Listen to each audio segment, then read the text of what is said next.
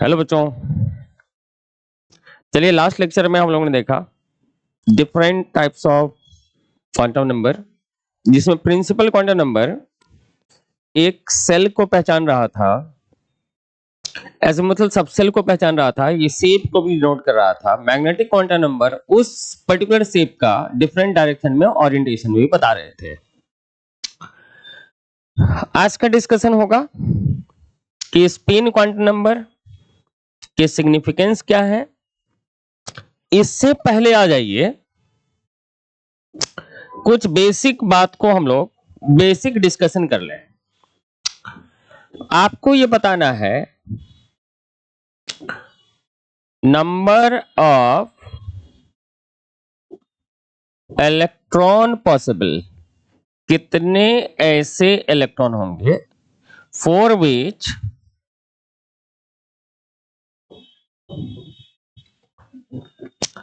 n is equal to 3, mod of m value is equal to 1।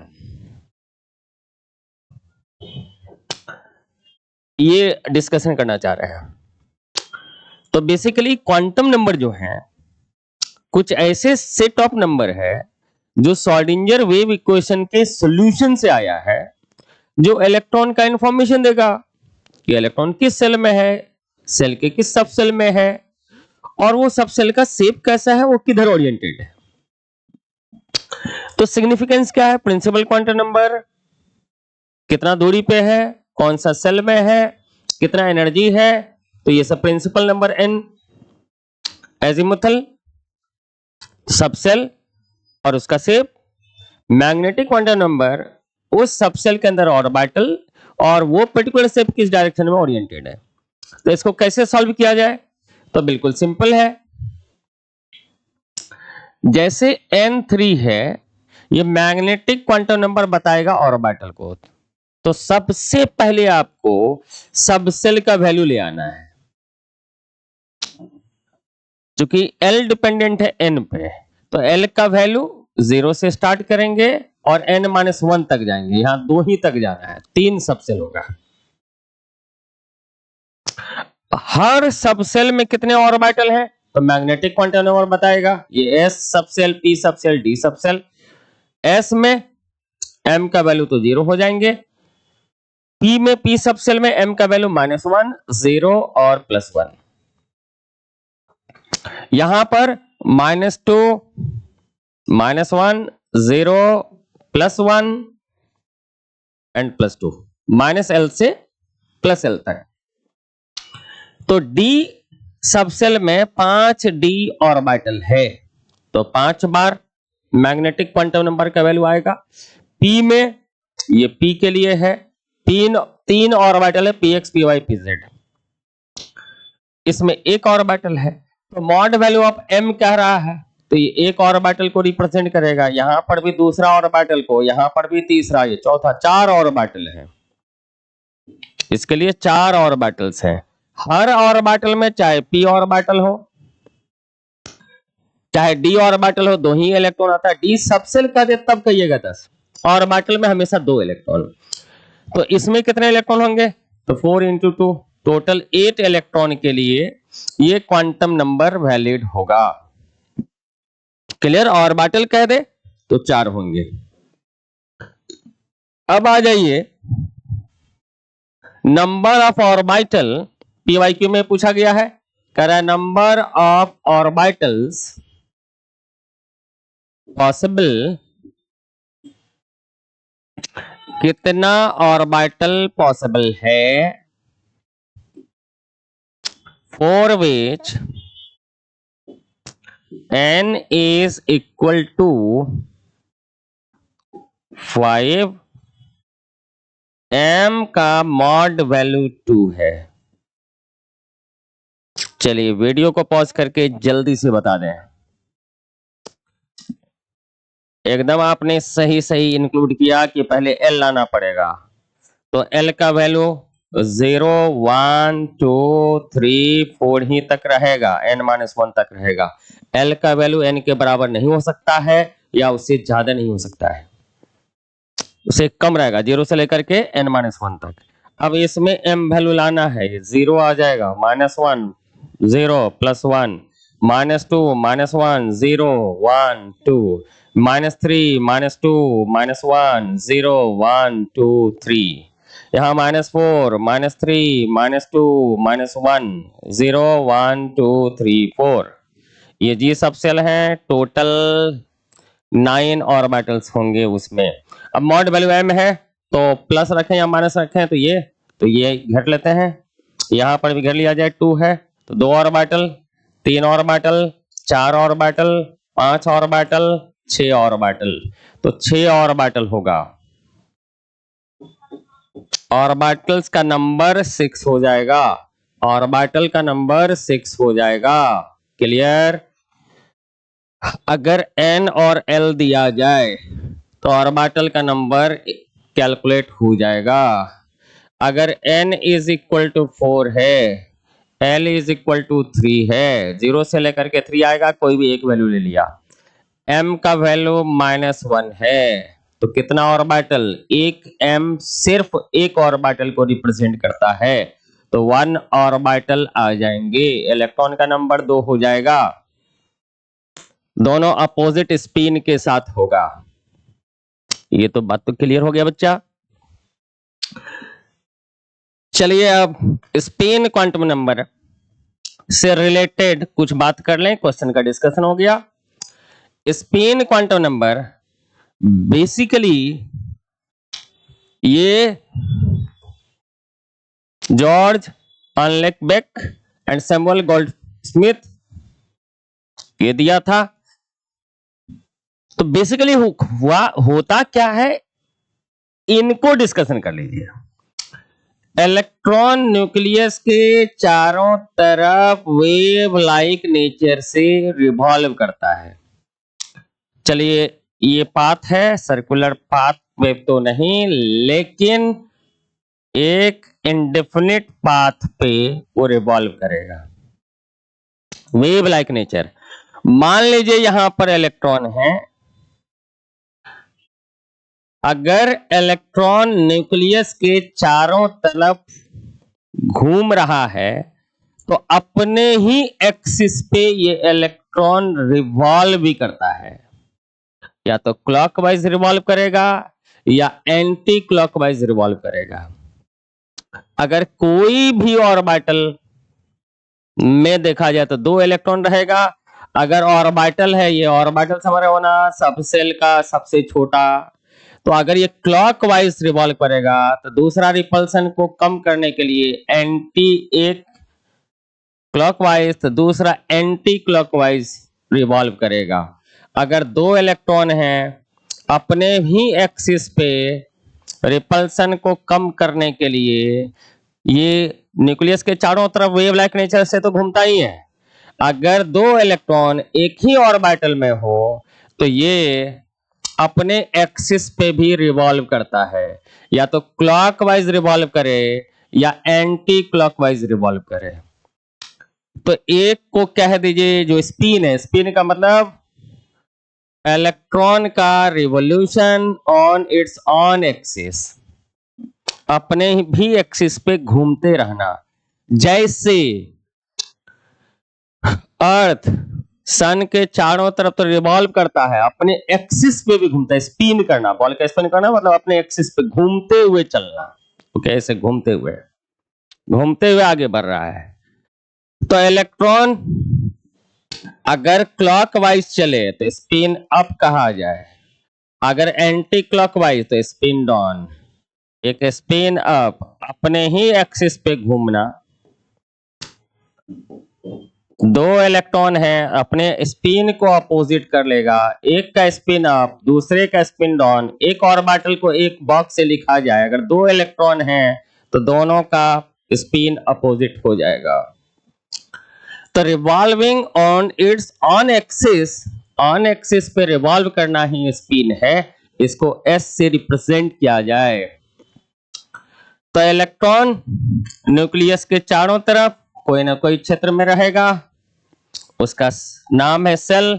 Cell का भी छोटा हिस्सा है सब सेल का भी हिस्सा है ऑर्बिटल, ऑर्बिटल में 2 इलेक्ट्रॉन रहेगा तो दोनों इलेक्ट्रॉन अपने ही एक्सिस पे जस्ट अपोजिट डायरेक्शन में स्पिन करेगा, क्लॉकवाइज और एंटी क्लॉकवाइज। तो एक का अगर क्लॉकवाइज होगा तो दूसरा का एंटी क्लॉकवाइज होगा, क्योंकि ऐसा होने से रिपल्सन कम हो जाता है। अगर स्पिन कर रहा है ये स्पिन क्वांटम नंबर इलेक्ट्रॉन को पहचानेगा बच्चे, श्रोडिंगर वेव इक्वेशन का सॉल्यूशन नहीं है। अगर स्पिन क्वांटम नंबर s है तो स्पिन एंगुलर मोमेंटम का वैल्यू जो मेजर्ड वैल्यू है, स्पिन के चलते भी कुछ ना कुछ मोमेंटम आएगा इलेक्ट्रॉन में, तो स्पिन एंगुलर मोमेंटम का जो वैल्यू है वो स्क्वायर रूट ऑफ s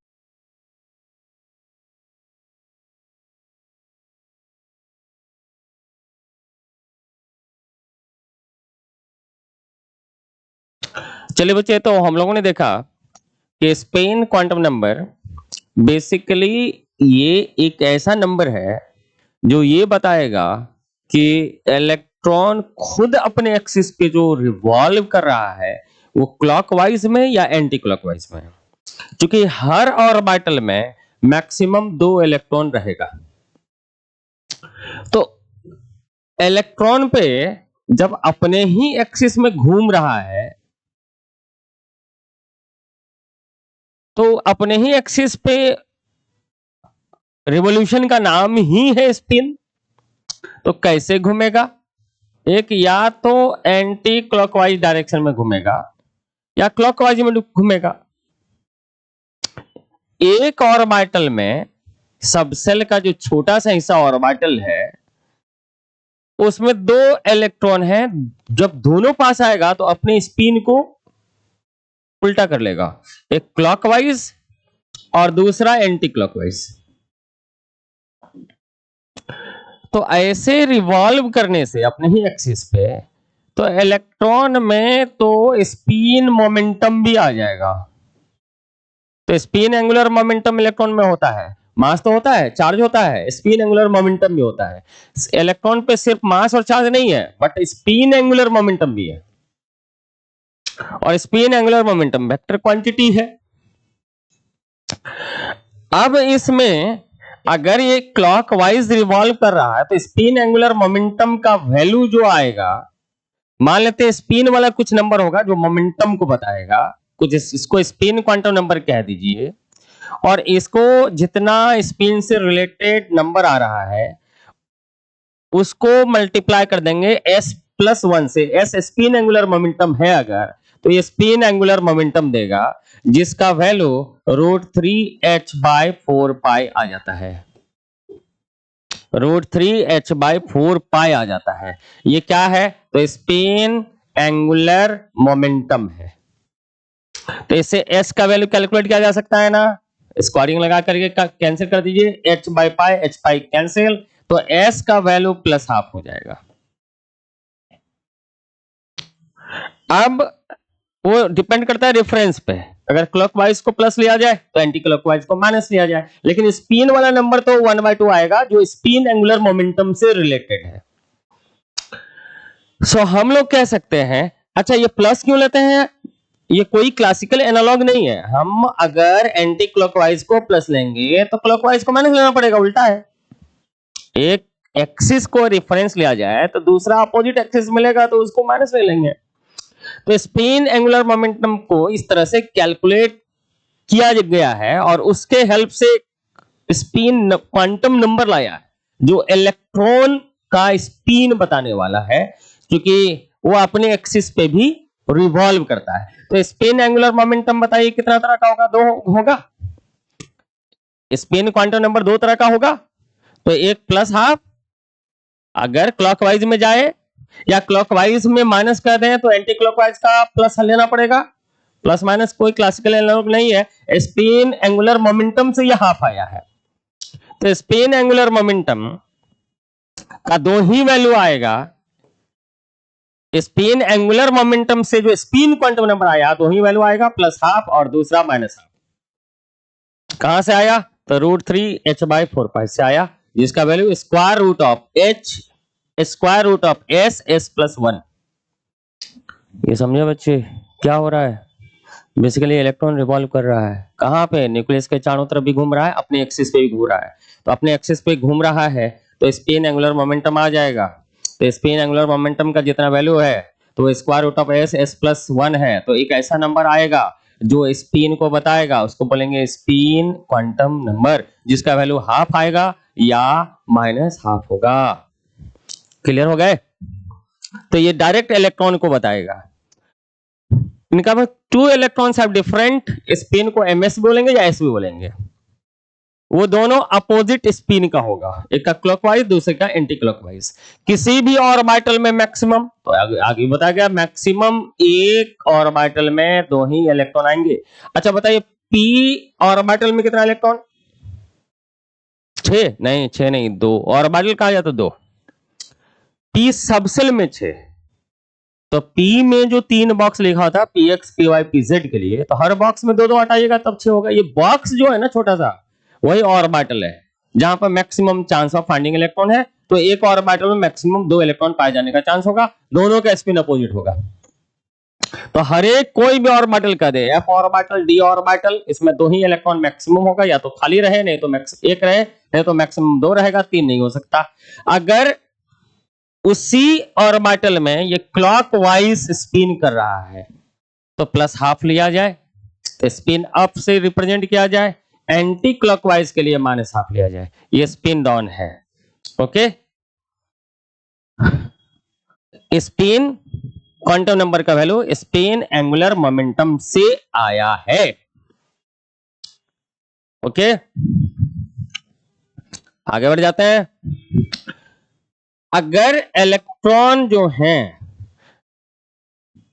जैसे कह रहे हैं कि ये सबसेल है, इसमें मान लेते हैं 5 इलेक्ट्रॉन हैं स्पिन अप के साथ। जैसे डी सबसेल में 5 ऑर्बिटल है और 5 ऑर्बिटल का मैग्नेटिक क्वांटम नंबर वैल्यू ऐसे लिख सकते हैं बच्चे। अब स्पिन हर एक का 1/2 होता है, स्पिन अप है तो 5 के लिए 5 इंटू 1/2। तो जितना अनपेयर्ड इलेक्ट्रॉन है उसको 1/2 से मल्टीप्लाई कर दें तो टोटल स्पिन आ जाता है।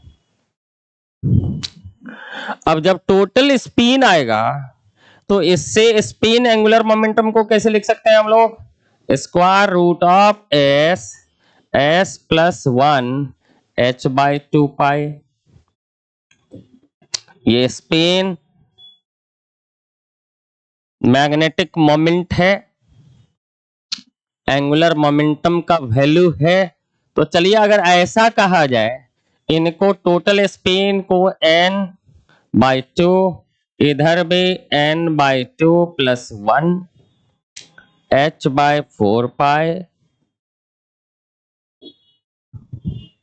अब इसको ऐसा कह दीजिए n प्लस 2 लिखा जा सकता है बच्चे।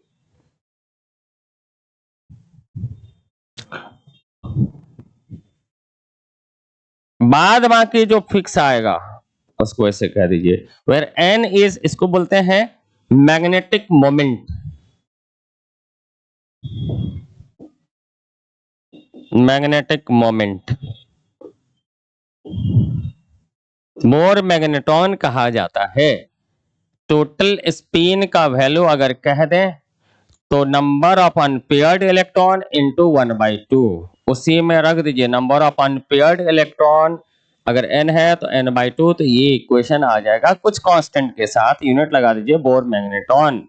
तो स्पिन मैग्नेटिक मोमेंट का value square root of n plus 2 Bohr magneton हो जाता है, और इसी के चलते मैग्नेटिक नेचर आ जाएगा। 2 इलेक्ट्रॉन्स अपोजिट स्पिन के साथ होगा, किसी भी ऑर्बिटल में 2 से ज्यादा इलेक्ट्रॉन नहीं होगा, और दोनों इलेक्ट्रॉन एक दूसरे के अपोजिट स्पिन से होगा। एक का स्पिन अप के लिए spin quantum number plus half लिया जाए तो दूसरे का माइनस हाफ लिया जाए।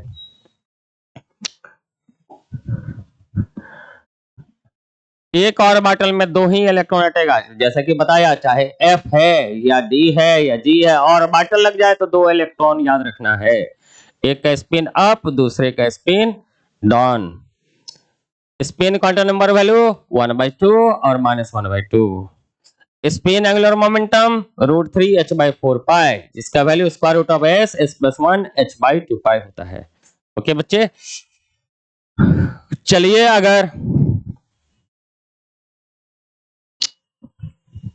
ये इलेक्ट्रॉन अपने ही एक्सिस पे रिवॉल्व कर रहे हैं, क्लॉकवाइज में तो 1/2, एंटी क्लॉकवाइज में तो -1/2।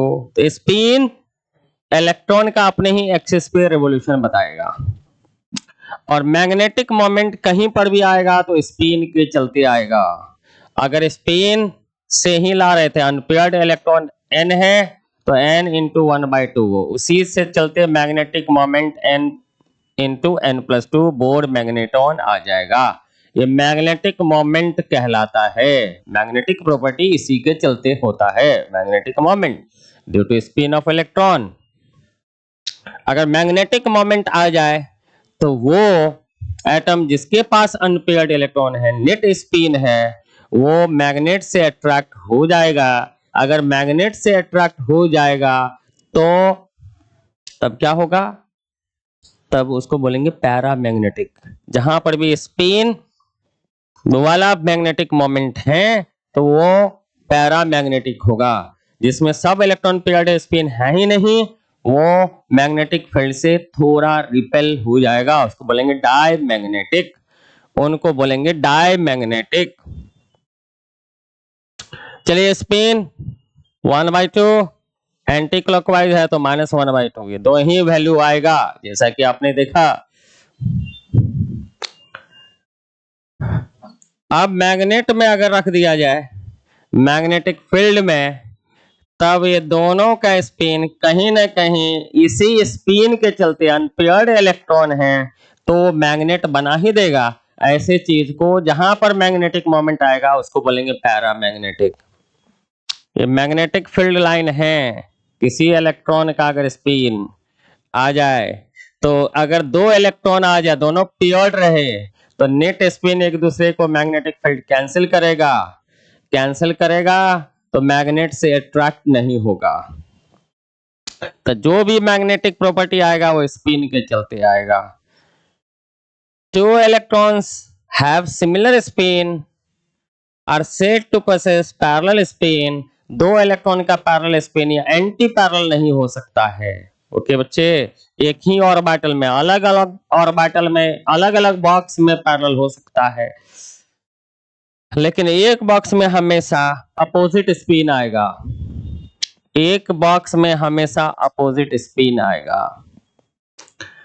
हम लोग इसी चीज को अप्लाई कर लें एक क्वेश्चन में बच्चे, तो क्या बेसिक रहा कि क्वांटम नंबर 4 तरह का NLM, ये तीनों वेव से आता है, श्रोडिंगर वेव इक्वेशन को सॉल्व करने से। इलेक्ट्रॉन अपने एक्सिस पे भी घूम रहा है तो स्पिन आया S, इसको MS भी बोलेंगे, इसको ML भी बोलेंगे, ये L है। ये तीनों वेव के सोल्यूशन से आया है, ये इलेक्ट्रॉन का अपने एक्सिस के रिवॉल्यूशन से आया है। ये चारों जो बताएगा इलेक्ट्रॉन का एड्रेस बताएगा, इलेक्ट्रॉन का इंफॉर्मेशन देगा। तो 4 तरह के टोटल क्वांटम नंबर हो गए, जिसमें 3 वेव का इक्वेशन का सॉल्यूशन है, चौथा स्पिन को बताने वाला है। अब अगर आपको कहा जाए कि किसी भी इलेक्ट्रॉन का ये सब पिन कोड है, एन प्रिंसिपल है, मेन जगह है, सेल है, और ये किससे रिलेटेड है, तो ये साइज से रिलेटेड है और एनर्जी से रिलेटेड है। एल किससे रिलेटेड है, तो सब सेल से रिलेटेड है। क्या बताता है, तो ये शेप बताता है और कुछ हद तक एनर्जी भी बताता है। लेकिन मोनो इलेक्ट्रॉनिक के लिए एनर्जी सिर्फ n पे डिपेंड करता है, मल्टी इलेक्ट्रॉनिक के लिए n+l का वैल्यू जितना ज्यादा होगा उतना ही एनर्जी ज्यादा होगा। m क्या बताएगा, ऑर्बिटल को बताएगा।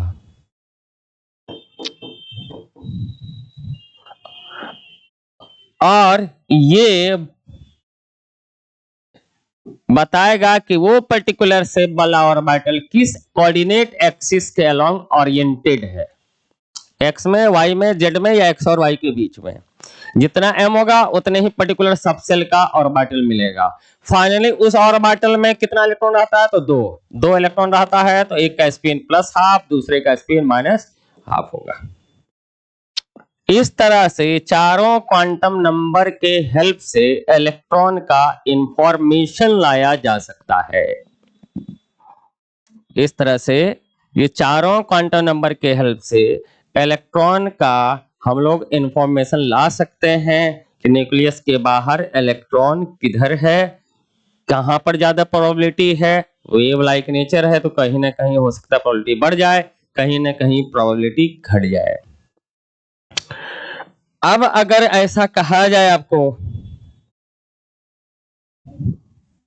कि n का वैल्यू किसी के लिए 3 है, मॉड ऑफ m का वैल्यू 1 है, s का वैल्यू -12 है, तो टोटल नंबर ऑफ इलेक्ट्रॉन बता देना है जिसके लिए ये सिचुएशन वैलिड होगा। कैसे पता करेंगे, तो अभी अभी बताया n3 है तो सेल, तीसरा सेल की बात कर रहा है, तीसरा सेल में क्या होता है, KLM, M सेल की बात कर रहा है, M सेल में क्या होता है, सब सेल होता है। कौन कौन सा सब सेल, तो L पहले खोज लीजिए, ये तो M सेल की बात कर रहा है, L का वैल्यू 0, 1, 2। तो तीसरा सेल में जो M सेल है उसमें 3 सब सेल है, 0 किसके लिए कहा जाता है, तो S सब सेल के लिए, S1 किसके लिए कहा जाता है, P के लिए, 2 किसके लिए कहा जाता है, तो D के लिए। क्या शेप है, L तो शेप होता है डबल डंबल, यहाँ सिंगल डंबल, यहाँ नॉन डंबल स्फेरिकल। अब मैग्नेटिक क्वांटम नंबर, तो मैग्नेटिक क्वांटम नंबर हर सब सेल का वैल्यू से ले आइए, सिर्फ यहाँ पर 0 होगा, यहाँ -1 0 +1 होगा, यहाँ -2 -1 0 1 2 होगा। मॉड m में तो ये -1 का मॉड वैल्यू 1 ही होगा, एक ऑर्बिटल, 2 ऑर्बिटल, यहाँ 3 ऑर्बिटल, यहाँ 4 ऑर्बिटल, 4 ऑर्बिटल ऐसे हैं, 2 p में, 2 d में, जिसके लिए मॉड m वैल्यू 1 है, n बराबर 3 है, तो n बराबर है, बीच में l का वैल्यू उसी सेल के अंदर सब सेल का वैल्यू लाया। 4 ऑर्बिटल है तो 4 ऑर्बिटल इलेक्ट्रॉन मैक्सिमम कितना होगा, 8 इलेक्ट्रॉन्स होंगे, 8 इलेक्ट्रॉन में 4 का -12 होगा तो 4 का +12 होगा, तो इलेक्ट्रॉन अगर s दिया जाए -12 तो ये 4 इलेक्ट्रॉन पॉसिबल हो जाएंगे। टोटल इलेक्ट्रॉन 8 है जिसमें 4 का +12 होगा, 4 का -12 होगा, तो -12 वाले 4 इलेक्ट्रॉन होंगे। ओके, ये तो क्लियर हो गया।